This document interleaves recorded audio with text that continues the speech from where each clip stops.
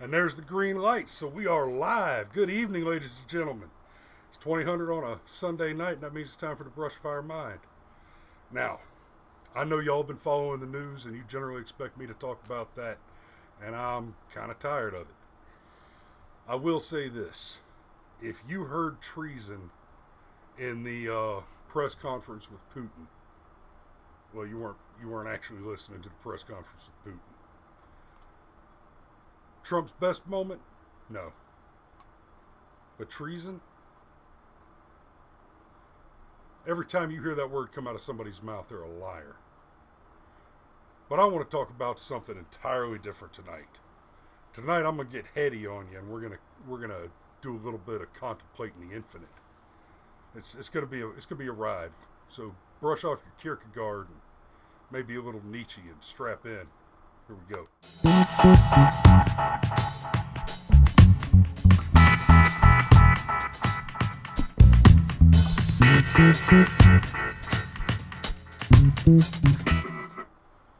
Now, y'all may have noticed there's an old man sitting here to my left. This is my special guest, Sergeant Major James Lowry, or around here we call him Daddy. Really, we call him Sergeant Major, but this is my father. Hey, you guys. So, let's do philosophy. Here's I want you to just picture for a moment, contemplate that you have been an infinite, an utterly unlimited being, unbound by physical stricture or even the restrictions of physics. The air has not been a concern for you. The need for sustenance, not even movement. You have been free beyond the ability to move, because movement is a thing that is done by finite objects in a limited space. You mean God or ungod? I mean infinite. So, to get to the question of there being or not being a God, Aquinas is great. Saint Anselm of Canterbury, and even Aristotle. They all had this. They all talked about a first mover, an original source, an unmoved mover, an uncaused cause. Because in the physical world of finite objects, a thing has a precursor. Period. No thing exists without something coming before it. I don't exist without a father and a mother. I disagree. Not yet, you don't. Okay. I'm not there yet. So everything must have a cause. Everything must have a reason that precedes it. But in order for that to be continuously true, we require to maintain that argument ad infinitum, we require an infinite regress. And there's a problem with an infinite regress. It can only be assumed to exist if we assume that time and space, though linked, move in opposite directions. That time progresses from a point infinitely in more than one direction. Maybe only in two directions, the past and the past to the future as we know it from the present proceeding in two directions, but at least two, if not an infinite number of directions. So the problem of an infinite regression, the world flies through space riding on the back of a giant turtle. Well, what's under the turtle? What's another turtle? It's turtles all the way down. That doesn't make sense. As Wittgenstein would have it, there must be an end to giving grounds. Eventually, when the kid asks, well, why, Daddy, why?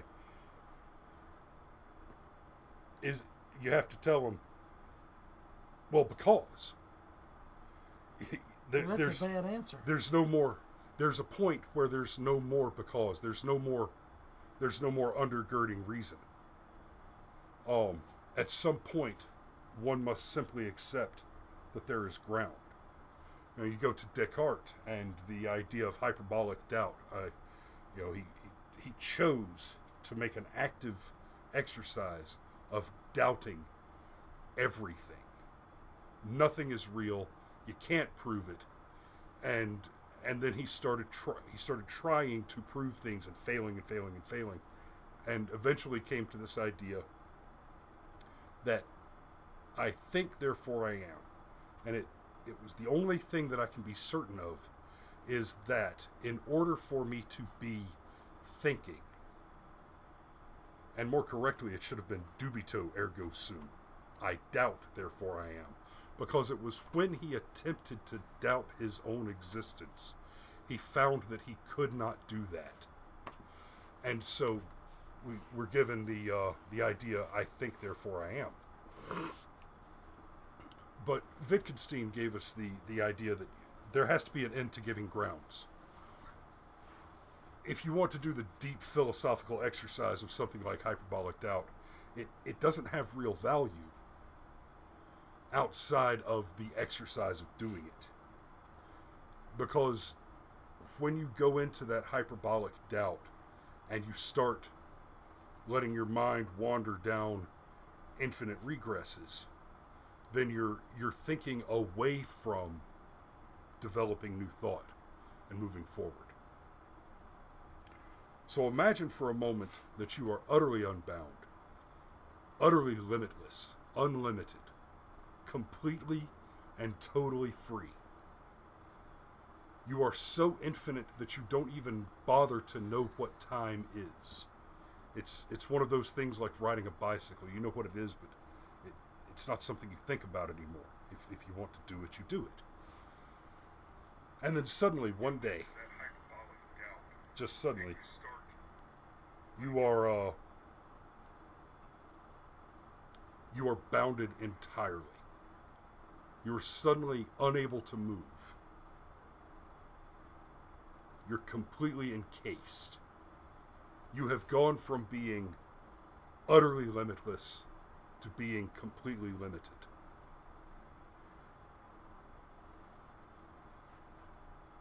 We go to Kierkegaard for a moment, to the sickness unto death. The despair of infinity is the lack of finitude, the dearth of finitude. And so as we start to talk about that, it's hard not to wander into a little bit of Buddhism and the prime tenet of Buddhism, which is life is suffering. Kierkegaard toyed with this differently in the idea that the despair of the infinite is the lack of finitude. It is the lack of constraint. And the idea is that life is suffering. Your baseline, your original generative baseline is that to be alive is to suffer. If from nothing else, by being limited. Because without limits, if you're completely unlimited, you do not exist. So, having been for an infinite period, infinite and unbounded and free, imagine that you are suddenly encapsulated, encased, completely restricted, totally limited, unable to move, unable to see or hear. And I can't imagine either one of those things because they're so distinct in the absolute. Right. And then having only just for the first time ever become so limited, the period of that incarceration is even more amplified by the fact that it's the first time you've ever had to bother understanding time. The first time that you've ever gone through time the way people do. And then suddenly, you're bombarded by light and sound and cold air. And for the first time ever, in your very limited form, you suddenly have one thing and only one thing that you're able to do. and that is to exclaim about your suffering loudly. You scream. You've just been born, and you scream. Because having suffered so for that 9 months, coming from the infinite and being encapsulated, your mind has collapsed in on itself and become limited. Your body hasn't become limited. You have become limited to a body. You are now a human. You've been born. So the anti-life crowd that like to call themselves pro-choice, their argument is that you're not human until you make that exclamation, until you scream, until you're born. I've heard many of them argue that the point where you're no longer legally abortable is when you've taken your first breath. Not when you've exited not exited the birth canal, but actually taken a breath. So are you saying if I would have done a late term abortion on you, it would not have been murder? No. Damn. I am certainly making the opposite claim. Oh yeah, I'm a firm believer that if a man kills a pregnant woman, he has committed 2 murders. At least. At least. But no, you're stuck with me, old man. But abortion is or is not murder? At what point? I am a conception guy. I agree. Lucky you. By the time you know you've got a baby, by the time you know you've got a bun in the oven, it's too late. There's a philosophical thing there. Yeah. Without the heartbeat, there's the responsibility. And if there is a God, I think he extends that responsibility to anyone brave enough to accept it. So, the liberals in Europe, look how they treat abortion. After 6 weeks, let's say 12 weeks, they don't support it whatsoever. No, they just had a referendum on that. And how did that go? I'll have to look it up, but I think they actually extended the period, the term to which one can abort. In what country? The EU thinks it's a country, but the EU is not a country. No, Scotland was doing it. Our families? Yeah. Burn my kilt. Yeah, I'm not ready to burn my kilt. But I don't believe in killing babies either. You know why?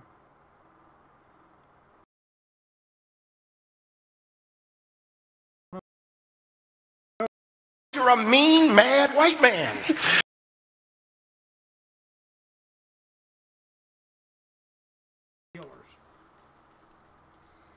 Oh, apparently my button isn't working quite right. It just fritzed out. It's supposed to just automatically throw that up there, but my other son, broke my stride. My other son Cameron just came online. Where's that? Okay, so where was I? Kierkegaard said. Okay. So Kierkegaard talked about despair. And he did not say this, but he kind of hinted at it with his arguments. God despairs because he is infinite, just as man despairs because he is limited. The conclusion that can be drawn from those premises is that man was made to be limited so that the infinity of God could be balanced in order to stem that despair. That's huge. That's It is. heavy. And I don't have a problem with that argument, except that I really can't comprehend both sides of that argument. You know, when you take an argument to the farthest extreme, either way, you tend to find the truth. And with that argument, it doesn't work for me. The truth is elusive. You know, Kierkegaard coined the idea of a leap of faith. And in this instance, I don't think that applies. Well, Because God is infinite. And if Kierkegaard was saying, and you are saying, he is unlimited. If a being is unlimited, what's a leap? You're not going to fall. What's faith? No need for it. It is only through us humans who need all of those things. Faith, fear, trust, love, that God can realize what he has created, or what he has the potential to create.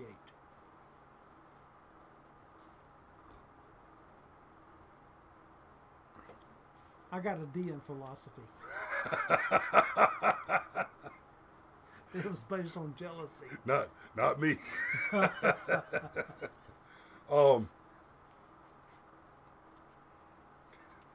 Looks like we've only got one viewer tonight.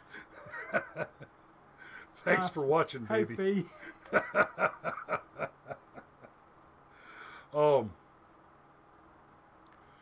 Okay. So, I've kind of wandered off of my original topic. What I wanted to get to with talking about going from being infinite to being finite to suddenly being limited.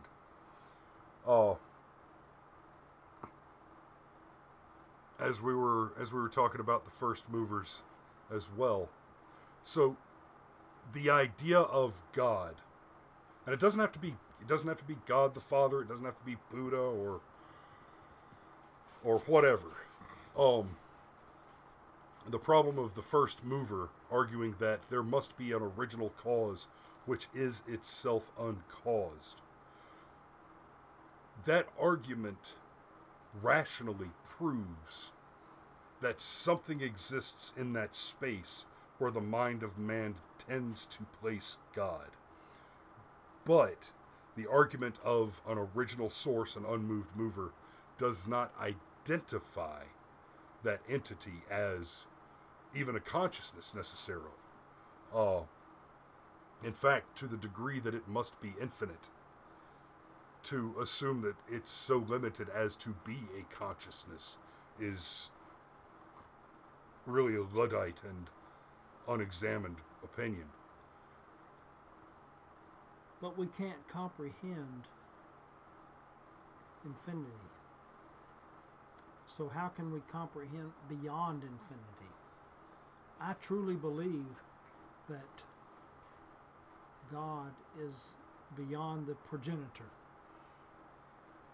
Otherwise, how could it, or he or she, or they be all-powerful, all-knowing, unlimited? It's not something within our conscious ability to comprehend. So, a common argument from what we would call a hostile atheist is that if there is suffering in the world, then God, if God is all-powerful, all-knowing, and all-loving, then there cannot be suffering in the world. There is suffering in the world. There's preventable suffering in the world. and so there cannot be a God. But more correctly, it is, if God is all-powerful, all-knowing, and all-loving, then there cannot be preventable suffering in the world. If you flip the second premise with the conclusion, and you say there is a God, which is a statement that is as logically provable as the statement that there is preventable, and that's an important piece of this, that there is preventable suffering in the world. So you flip the premise and the conclusion. If God is all-loving, all-knowing, and all-powerful, there cannot be preventable suffering in the world. There is a God. Therefore, there is no preventable suffering in the world. Oh, I disagree. Suffering is a training aid. How can you know chocolate tastes good? Then you don't disagree. Because the statement is, then there is no preventable suffering in the world. So God is the argument is responsible that for all suffering. if there is a good and God, it's a gift. if there is a good God, and we're assuming that there is, then what suffering does occur is necessary. Yes. It is either that it's a valuable instrument for learning, or that the alternative would be greater suffering. So belief in God eliminates the idea of coincidence, ergo preventable suffering. Yes. Which is hard. That's hard for me to swallow too, because that way also lies difficulty in arguments for free will. Think about a box of worms for fishing with. How much does their suffering count in the greater scheme of things? Do those worms have free will to eat and continue to exist before we terminate their lives for our entertainment? How big is the big picture? Well, I'm not going to suddenly get squeamish about fishing. But good thing we're not hungry. Be a different discussion. Oh God, y'all! I ate dinner over at Ma and Granddad's house tonight, and Ma threw down a pork butt and fried okra and stewed tomatoes and okra and cornbread, and then brought out a banana pudding. You know, southern hot banana pudding. Transcendental. Awesome. I'm starting to peter out. I'm starting to run out of things to This talk working without a monitor to see my face and Chris's face and our reactions is very difficult. I don't know how he does it for 60 minutes at a time. Really. Oh no, I don't I can think see I'm the all that- monitor.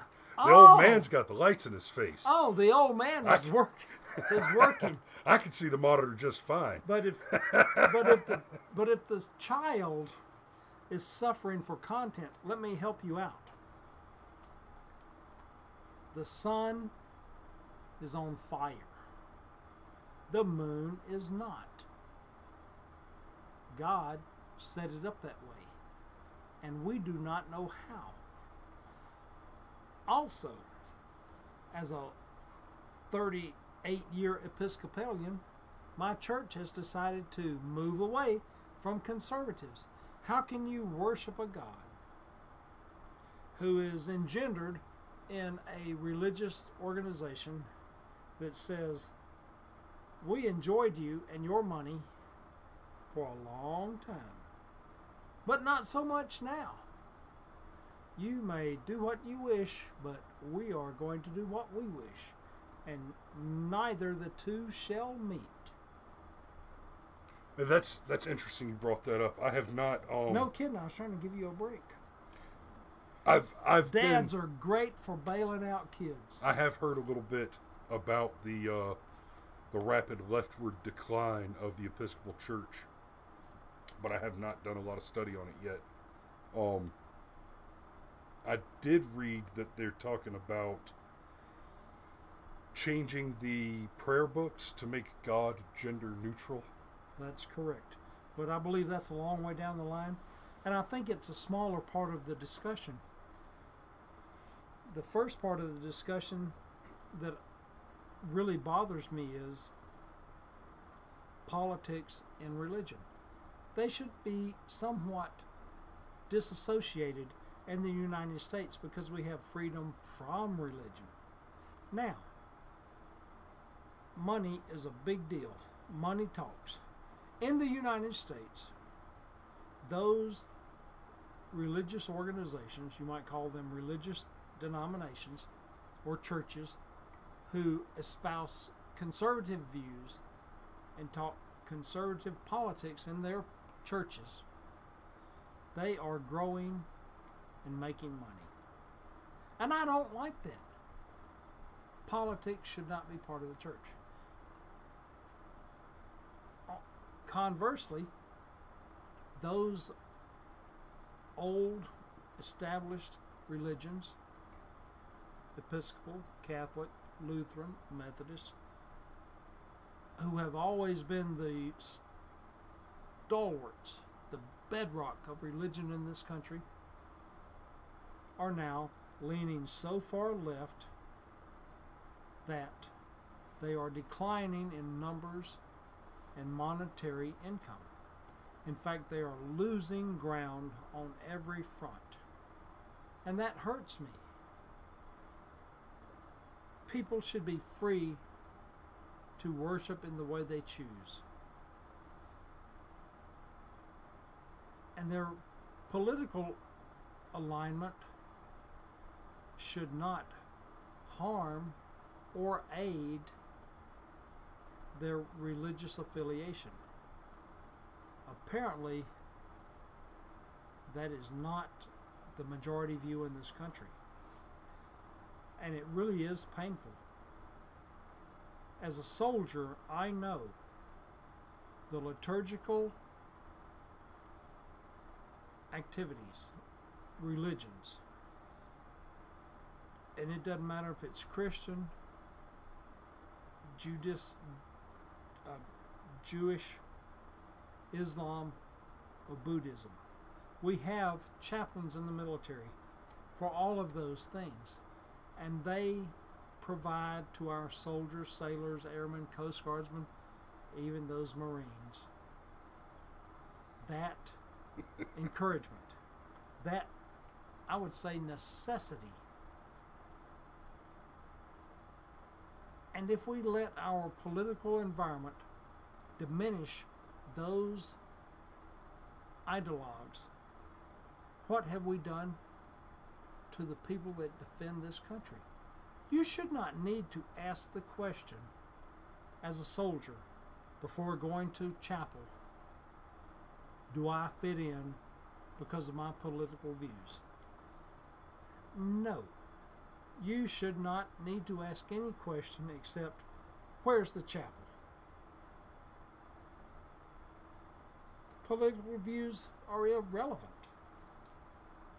The comfort of knowing that you and your battle buddies share a common belief, even if that belief is Christian and Islam, that says there is something greater than myself and my brothers are valuable. That should not be diminished or denied to our war fighters. Take it away, big boy. Well, this is not quite the path I had expected to go down this evening. You're boring. Huh? You were getting boring. No, I wasn't.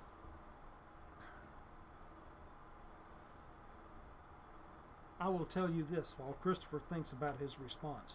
I had the privilege and the great joy of telling my wife Do not use cheap butter or margarine to make pound cake for my soldiers that are going to chapel tomorrow morning. You use the best butter, the best flour, the best milk, and provide them with the best pound cakes available after they enjoy their chapel service, because they need it. They need to know we love them. What can you do when you have the opportunity to tell a young person there is a God, and I believe, and He is here, or she is here, to make your life wonderful?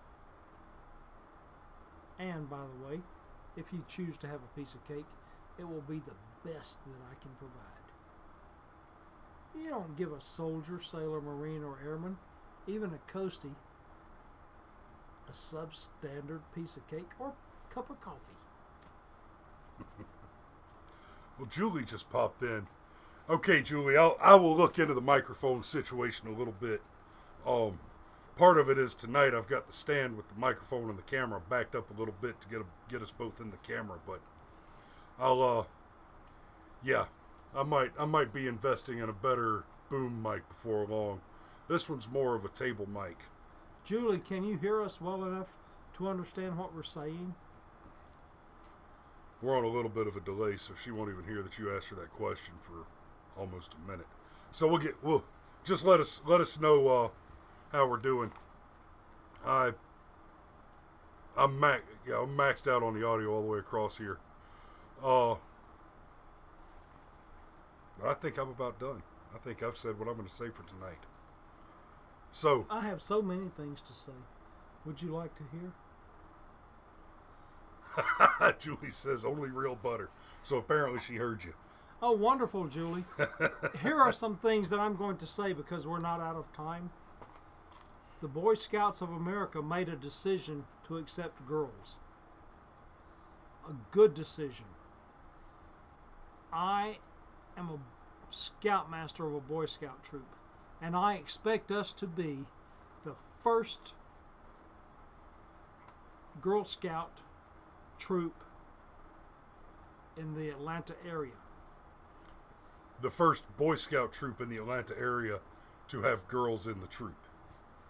Yes, but what you said was the first Girl Scout troop in the area. We have to name a different troop to make it all girls, but it can be the same number as my troop that I have now, and I can be the scoutmaster of both troops, and we intend to do that, which is a huge leap considering the political and social environment of people that think Boy Scouts should be for boys.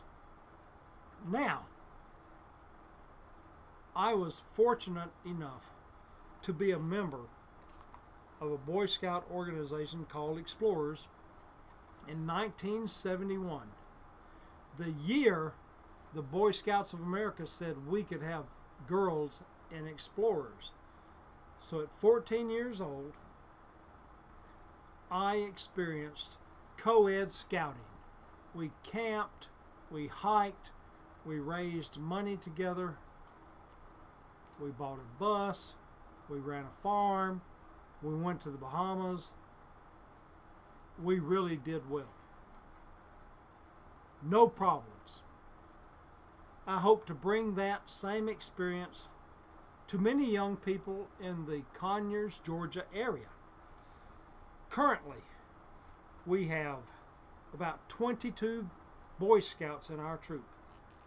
We have 6 young ladies who anticipate becoming a new troop with the same number as our troop in February of 2019.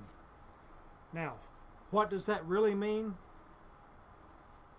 It means that we are going to stand up to the people who refuse progress for America's youth.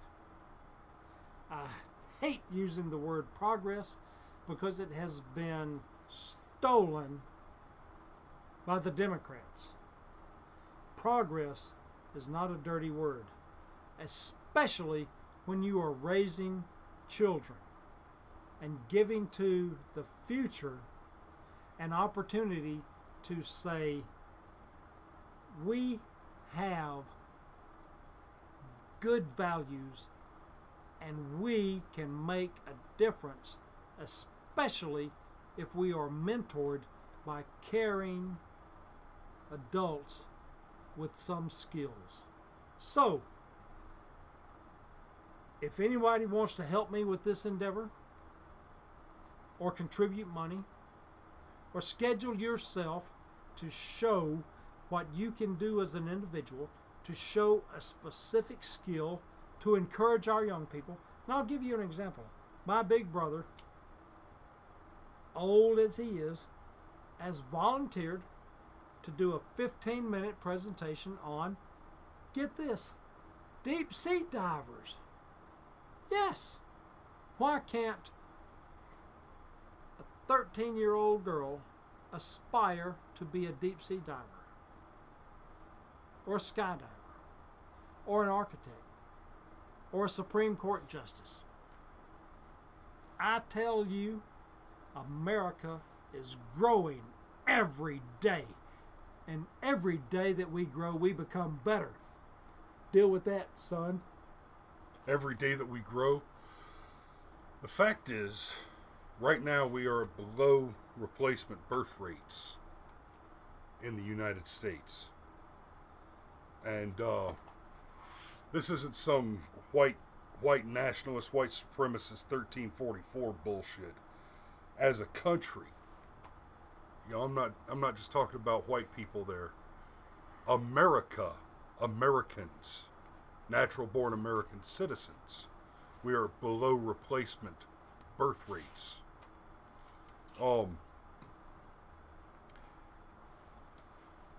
As quality people, as thinking, creative, productive humans, we have an obligation to be productive. Not just to create wealth. We have that too. That is a moral obligation. But the value of children, not to mention the joy of being a parent, but the value of children is impossible to ignore for a thinking and rational human being. So, of course, it's kind of funny for me to be saying this to basically just Julie and my wife. Yeah, but I told Chris earlier, I'll give you my house and $1 million to have one more child. You hear that, baby? That's hard to ignore. I have a plan, though. There's still gold in Bolivia, and I am not above cutting some throats.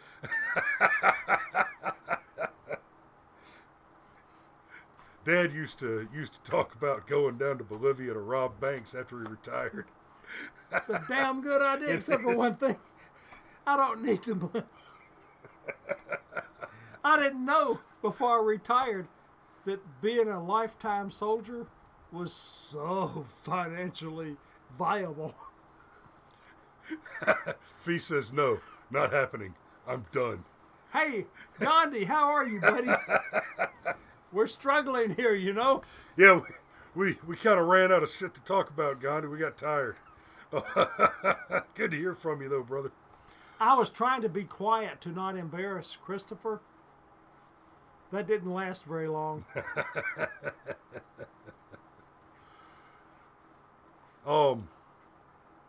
Yeah, Gandhi, I'm sorry, brother. You showed up too late. I think we're about done. I'm going to go ahead and sign off a couple minutes early. But, hey, it was good seeing you guys. I love you. I appreciate you watching the show. I'll see you next week. And until then, make sure you subscribe, like, share the show. And remember, if you build a man a fire, you'll keep him warm for the evening. And go vote. But if you teach him something... Primaries are the 24th. Oh. Go vote. Okay. I was almost signed off. Primaries on Tuesday. If you haven't voted early, get your ass out and do it. My guy is Brian Kemp, and let me tell you this. I ran into Brian a couple of weeks ago at an RNC meeting locally, And I said, Brian, I got one question for you, brother. And he said, okay, shoot. I said, constitutional carry. And he said, fuck yeah. And that's all I needed to know. And that's all you need to know in this particular race. But don't sign off yet. I have another political thing. This. In our district, the 4th Congressional District of Georgia, there is a wonderful young man named Juan Paul. And this is a very, very, very rare occasion. You will not hear an endorsement for a Democrat on this show often at all. But this is a very particular circumstance. This is nearly like getting rid of Cynthia McKinney. So, many Republicans in the 4th District of Georgia voted for Hank Johnson to get rid of Cynthia McKinney in the primary. And it worked. However, Hank... Then we got stuck with Hank. Hank is a strange character. Although he is, like, not a problem, he doesn't really accomplish anything. But this summer, a wonderful retired Marine First Sergeant named Juan Paul ran against Hank for the Democrat congressional nomination to run for election in November. Juan only got 24% of the vote of a very small number of voters, because the Democrats in the 4th Congressional District of Georgia did not bother to turn out to vote because they really don't know or care what's going on in their congressional district, and they don't know or care about the Republican races, i.e. And they don't Kemp apparently know that Cable. Hank Johnson's dumb as a box of rocks. Regardless. That's somehow slipped by them. Regardless, I talked to Juan Paul, and he said, Sergeant Major, Hank won the primary. I don't want to go any further with it until 2020. And I'm sure he will. But I'm asking you, write in Juan Paul. We'll draft him to be our congressman. If you got Hank Johnson for your congressman, you can't do worse. You can only go up. That island is not going to flip over because of the number of Marines on it. Juan Paul is a Marine, and he can tread water. He's a winner. Write in Juan Paul for Congress, 4th District of Georgia, in November. And don't get me wrong. As soon as I think we've got a viable conservative candidate to take that seat, that will be the work. If it's not you, it won't be anybody. But trying to get a conservative candidate to run in this incredibly Democrat district is difficult. Grow a set, run, make the Dems spend money to keep you out. I quit running. I know. It's so hard. I hate running. It's bad on my knees. But I don't know. Maybe I'll run in 2020. What do you think? You think old fat white boy could beat Hank Johnson in 2020? Oh, hell yeah. All right. All right. So, ladies and gentlemen, it's been a good evening. Thanks for showing up. I love you. I will see you next week. Remember, vote Lowry 2020. And until next week, if you build a man a fire, you keep it warm for the evening. But if you set a man on fire, you teach him something. You give him something valuable. You light him up. You motivate him and you cut him loose. If you set a man on fire, he will be warm for the rest of his life. Good night.